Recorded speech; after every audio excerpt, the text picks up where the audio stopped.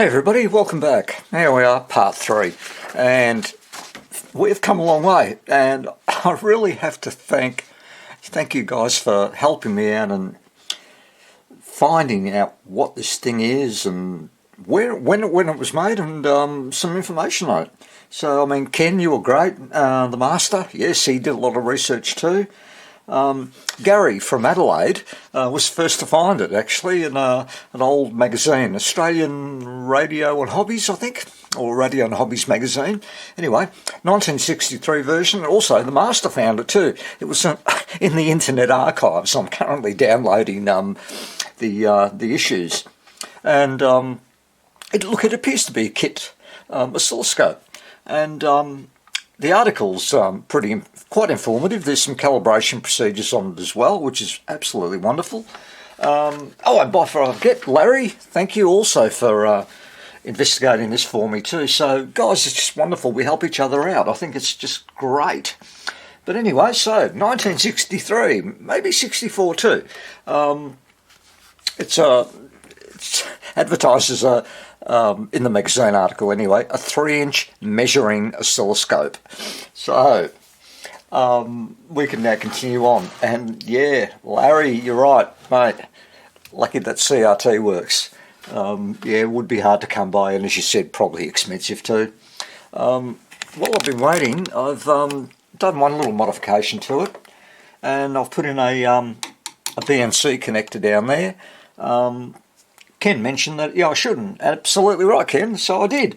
And all I've done is I've connected it up to the X and Y, the Y input and the earth, given that the original probe is connected to these anyway. So that's going to be good. I can put a real fair dinkum probe on it. Nice, nice. All right, so we'll continue with this. And what I'm going to do, I'm going to get rid of these remaining electrodes. There's 3 of them tucked up in here, a 24, or 4 of them actually, an 8 and a 16, and right there is a 200, but only at 3 volts, and managed to go get a 200 at 50 volts.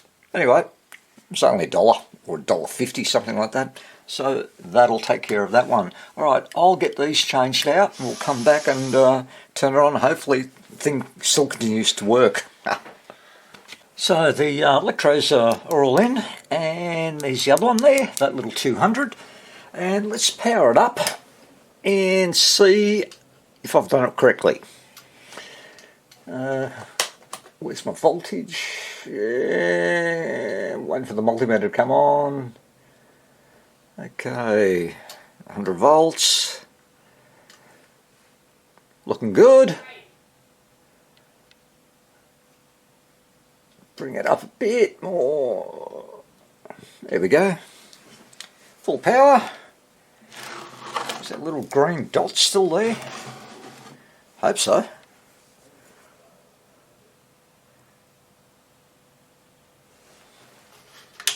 Oh, there it is.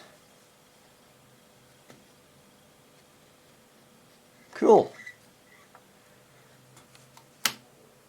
Ew.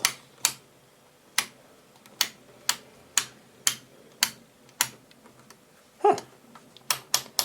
Oh, look at that.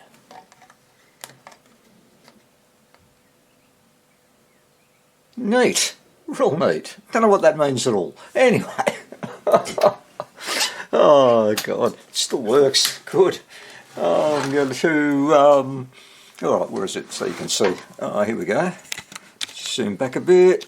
And so I've got these, I'll just call them the old papers, to replace, and there's a few things up on top as well. So another one there, a couple more capacitors, all 4 there. And we'll check these resistors and these little glass caps out as well.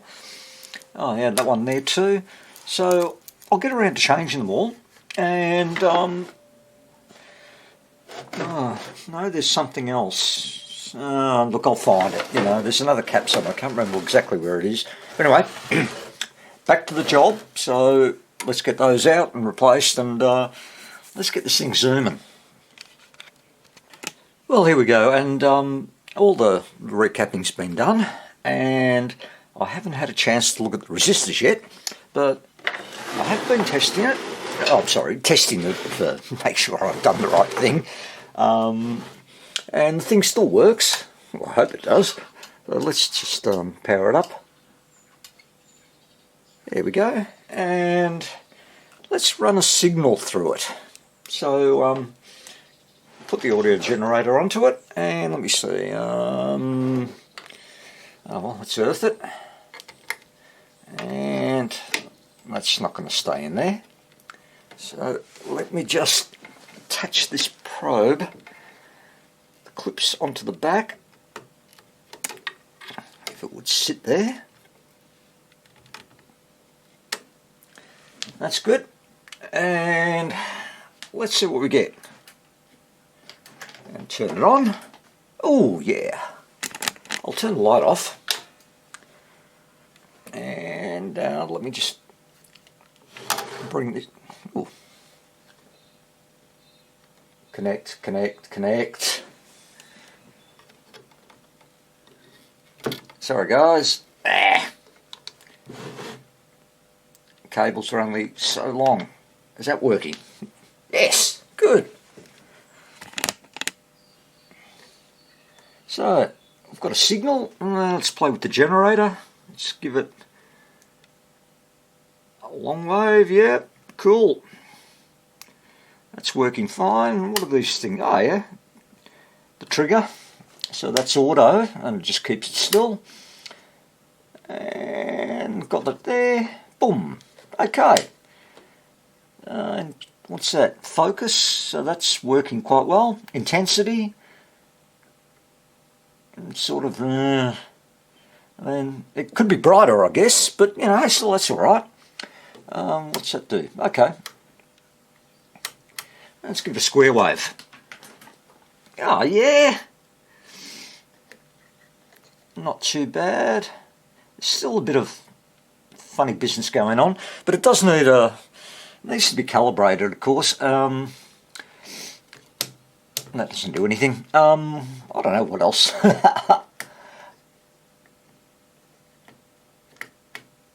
Cool, cool.